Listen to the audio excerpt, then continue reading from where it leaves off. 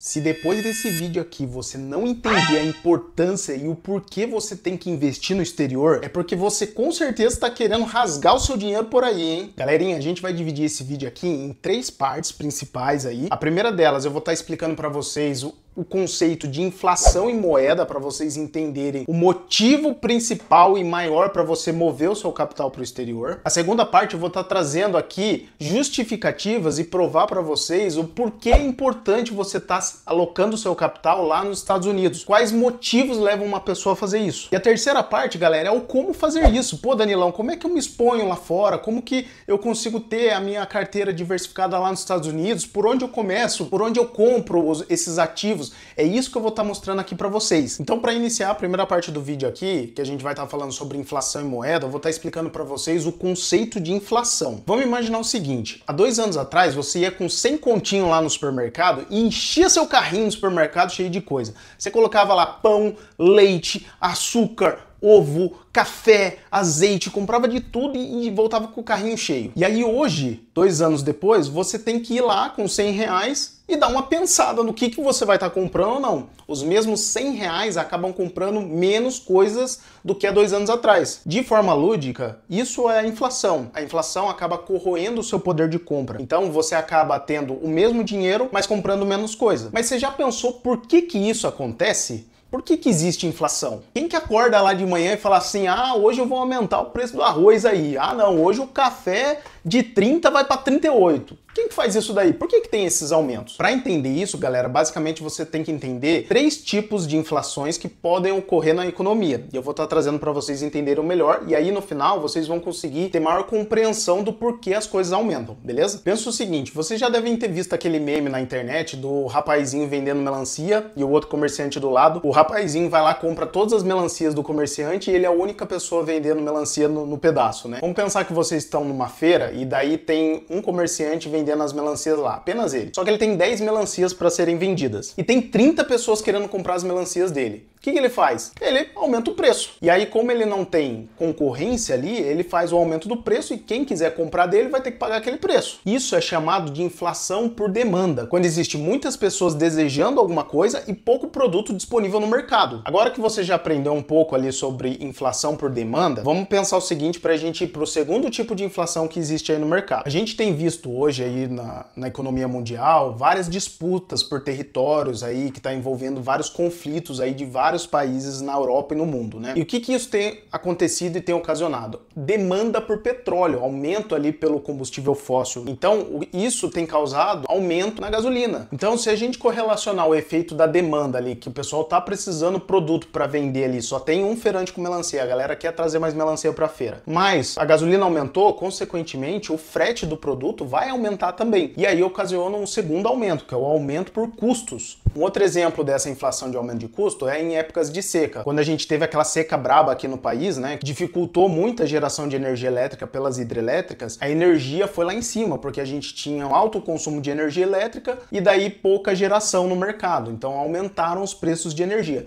Isso é um fator de aumento na inflação por custos, por demanda de custos. Ou seja, quando as coisas ficam mais caras e aí tem um aumento do preço dos produtos. E a terceira tipo de inflação é a inflação a partir da impressão do dinheiro. E isso é só o governo que ocasiona aí no mercado, hein? O que acontece? O governo acaba colocando muito dinheiro em circulação, mas, ô Danilo, como é que ele põe muito dinheiro em circulação? O governo tem o poder de imprimir dinheiro. Então ele imprime muito dinheiro aí no mercado, acaba tendo mais dinheiro no mercado do que a demanda por produtos, e isso acaba ocasionando uma inflação nos preços. Então, pessoal, esses são os 3 fatores aí que acabam impactando a inflação num país. Logicamente que tem outros fatores, não é só isso. Desse jeito lúdico e simples que eu trouxe para você, é muito mais complexo que isso, mas acho que deu para você entender um pouco ali do porquê ocasiona a inflação e o preço dos produtos acabam subindo. Agora eu vou estar explicando para vocês o conceito da moeda e a força do real versus o dólar. Agora vamos entender um pouquinho mais sobre a moeda e o histórico do real no nosso país. Vem comigo. Então, pessoal, vindo aqui pra gente explicar um pouquinho do Plano Real, né? O Plano Real, ele foi lançado em 1994. Só que antes do Plano Real, que a gente diz aí que é a moeda moeda que deu certo no país, a gente teve outras 7 moedas oficiais diferentes. E isso contabilizando desde 1942 até 1944. Ou seja, ao longo de 50 anos a gente trocou 7 vezes a nossa moeda. Então a gente já teve aqui Cruzeiro, Cruzado Novo, voltou pro Cruzado, depois voltou pro Cruzado, aí virou Cruzado Novo, depois Cruzeiro de novo, finalmente Cruzeiro Real e Real, né? E em todas as tentativas, a gente tentou cortar os zeros da inflação da moeda anterior. E eu vou estar explicando melhor para vocês o que é isso. Antes do Plano Real, a gente tinha uma inflação totalmente descontrolada no país. A gente tinha lá a galera que recebia o seu salário e saía correndo para comprar as coisas porque sabia que até o final do mesmo dia os preços já tinham sido alterados na prateleira dos mercados. Era uma coisa de louco de se pensar. E daí por que a gente tem a mudança de moeda? Basicamente, o que eu comentei com vocês ali, que é o corte dos zeros, é que acontece um fator que assim, a moeda vai desvalorizando tanto e o preço das coisas vai aumentando muito, que acaba tendo tantos zeros ali, você vai comprar um pãozinho que custa 1 milhão ali na moeda desvalorizada, que você fica incapaz de ter controle disso, a economia fica maluca. Como é que você vai andar com 1 milhão de notas na rua para comprar um pão? E aí eles tomam a decisão de fazer uma redenominação monetária. Eu trouxe um exemplo aqui, ó, que quando a gente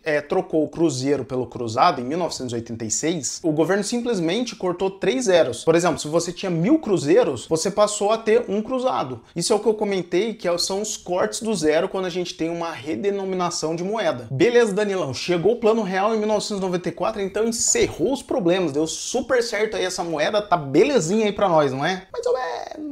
Mais ou menos aí, galera, mais ou menos. Se a gente for comparar com as outras 7 moedas que a gente teve ao longo desse período, sim, o Plano Real é um sucesso mesmo. A gente tá indo pra 31 anos esse ano do Plano Real, sem alteração da moeda, uma das moedas mais longevas que a gente já teve. Mas quando a gente compara aí com o dólar, aí, meu amigo, o negócio fica feio. Então, pessoal, se a gente entrar aqui no site do IBGE e colocar desde quando foi iniciado e lançado o Plano Real, que foi em julho de 94, até o último mês, aqui vigente que ele vai calcular para nós, e colocarmos aqui quanto vale 100 reais hoje versus 100 reais em 1994. E aí que a gente se assusta e vê o poder da inflação, né? Então, para ter os mesmos 100 reais de 1994, hoje a gente teria que ter 850 reais. São 751% que a gente teve nesse intervalo de tempo. E quando a gente vem aqui, ó, na calculadora do dólar de inflação, então vamos colocar aqui, ó, 1994 a 2025, 100 dólares.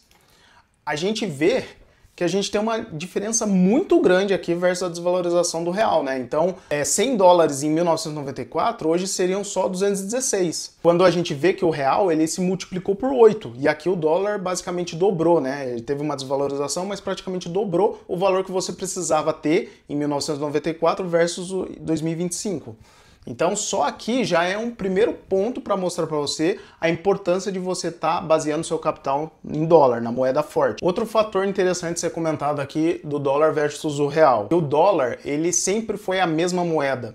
Enquanto o real aí é a 7ª alteração que a gente já teve aí desde 1942, e tem apenas 31 anos, o dólar está indo para 2 séculos e sempre foi o dólar nos Estados Unidos, nunca houve uma alteração de moeda. E agora a gente vai estar entrando na parte 2 do nosso vídeo, que eu vou estar explicando do porquê investir na Bolsa de Valores dos Estados Unidos. Eu vou mostrar a grandeza dessa bolsa versus a bolsa brasileira e vocês vão entender melhor do que eu estou falando. Além de ter falado um pouco da diferença das moedas, mostrando para vocês o quanto o dólar é muito mais maduro que o real, tem muito mais tempo aí na economia e no mercado do que o real e é uma moeda que não foi trocada, eu trouxe aqui para vocês alguns indicadores que mostram como o mercado dos Estados Unidos é muito mais experiente e maduro do que o nosso. Então, por exemplo, a primeira bolsa de valores que foi lançada nos Estados Unidos foi a NYSE. Ela foi fundada em 17 de maio de 1792, enquanto a primeira bolsa do Brasil, que nem era a B3, foi lançada 50 anos depois. Ou seja, os americanos já estavam investindo antes da gente há 50 anos. Outros indicadores também que mostram isso. Por exemplo, a porcentagem de pessoas que investem nas ações e na bolsa é significativamente muito maior nos Estados Unidos do que aqui. Só para vocês terem ideia, eu trouxe aqui para vocês, ó, cerca de 55% da população norte-americana investe no mercado de ações,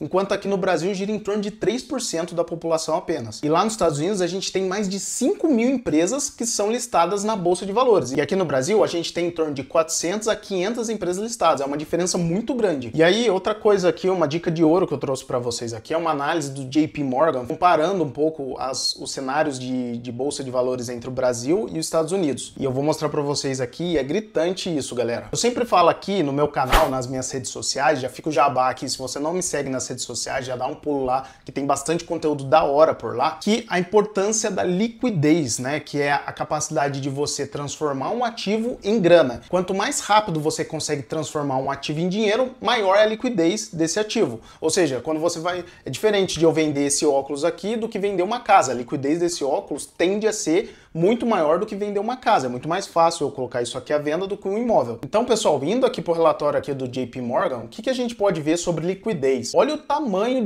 da liquidez aqui da Bolsa dos Estados Unidos, comparado com a nossa aqui. Então, é muito mais fácil você transformar ativos em dinheiro nos Estados Unidos, na Bolsa da China, da Europa, do que na Bolsa brasileira. É uma diferença muito grande que a gente tem aqui. Pessoal, outra coisa que eu quero mostrar para vocês aqui é você investir nos Estados Unidos, você tem acesso às maiores empresas do planeta. Olha esse gráfico aqui que compara o valor de mercado de cada uma das empresas. Então a gente olha aqui, ó, o tamanho das empresas, as Big Techs aqui dos Estados Unidos, né? Apple, Amazon, Nvidia, o Google, que é a Alphabet, né? Daí você vai me perguntar, Danilo, mas por que tá se repetindo aqui, né? Apple 2 vezes? É porque isso daqui é por ano, né? Então mostra o quanto as empresas dos Estados Unidos foi numa crescente muito constante e numa crescente vertical ali para cima, né? O que tá mostrando aqui, ó, que a Apple em 2010 tinha 1% de representatividade ali no mercado. Hoje ela tá ali em torno de 4,9%. Mostra o quanto a empresa cresceu nesse período. E aqui embaixo, bem pequenininho, são as maiores empresas da nossa bolsa de valores. Então, olha a diferença aqui em 2024, comparando as empresas que dão um show na bolsa de valores aqui do Brasil,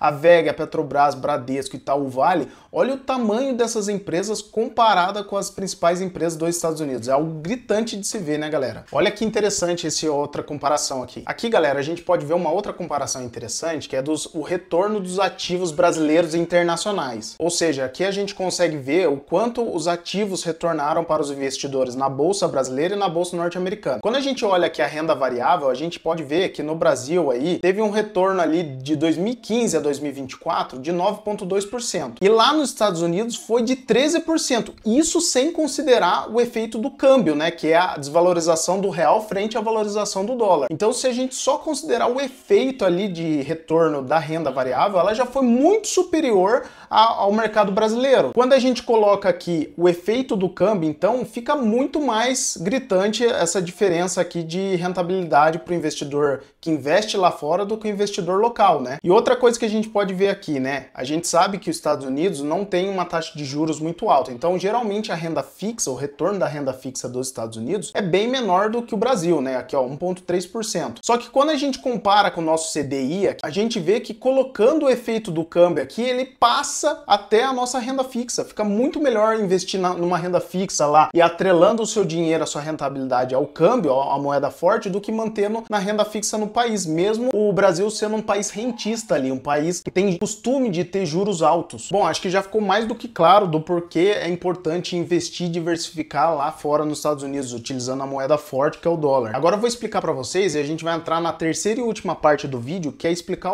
como você se expõe a esses ativos do exterior. Basicamente, você tem três opções para se expor nesses ativos lá fora. Que é a primeira e mais simples, é via ETF, onde você vai comprar ali, por exemplo, o índice S&P 500. Então a gente tem hoje aqui o IVVB11, que é um ETF que replica o índice S&P 500, que vai estar investindo nas 500 maiores empresas dos Estados Unidos. Então esse é o mais básico e de entrada ali para quem quer estar fazendo investimento no exterior. O segundo é via BDRs. Você não precisa ter uma conta ali numa corretora internacional. As próprias corretoras hoje do país têm ali as BDRs que replicam as ações do exterior. Então as BDRs geralmente são com final 34, então você tem lá Apple 34, que eu vou estar deixando aqui embaixo para você. Ou seja, você está investindo na Apple, só que vai estar replicando via BDRs aqui no Brasil. E o terceiro tipo é aí abrindo a conta numa corretora internacional e aí investindo nas stocks, que são as ações lá fora mesmo. Então você vai enviar uma remessa de dinheiro lá para fora, vai ter a cobrança do IOF, você vai estar convertendo o seu dinheiro para dólar e fazendo a compra da ação em dólar lá fora mesmo. Você vai ter até direito a voto e tudo mais. E aí, fazendo isso, logicamente que as BDRs, ela tem uma limitação ali. A gente não tem todas as BDRs ali que são listadas na NYSE ou no S&P 500, né? A gente tem uma limitação até de liquidez. Já investindo nas stocks, a gente tem uma maior liquidez e uma infinidade de combinações possíveis que possam ser feitas na sua carteira. Porque daí você pode, de fato, estar comprando as ações lá fora, qualquer ação listada nas bolsas de valores americanas. Agora, se você tem dúvida, por exemplo, pô, Danilão, beleza, mas como é que eu faço para analisar se uma empresa norte-americana é boa ou é ruim? Como é que eu faço para escolher uma empresa lá de fora para colocar na minha carteira? Eu fiz uma análise, eu vou estar deixando no card aqui em cima, de uma das empresas lá de fora, uma gigante ali do mercado norte-americano, onde eu vou passando pelo relatório gerencial e fazendo uma análise. E com certeza esse vídeo vai ser um excelente complemento para tudo que eu tô falando aqui para vocês. E além disso tudo, eu convido vocês, se vocês ficaram até aqui, fez sentido para vocês, vocês gostaram, a se inscrever no canal, dar uma curtida no vídeo, ativa o sininho aí para não perder mais nada, porque vai ver mais vídeos de análise de empresas dos Estados Unidos. E aí vocês ficam por dentro das análises de tudo que tá acontecendo pelo mercado. Beleza, galera? Muito obrigado e até a próxima. Valeu!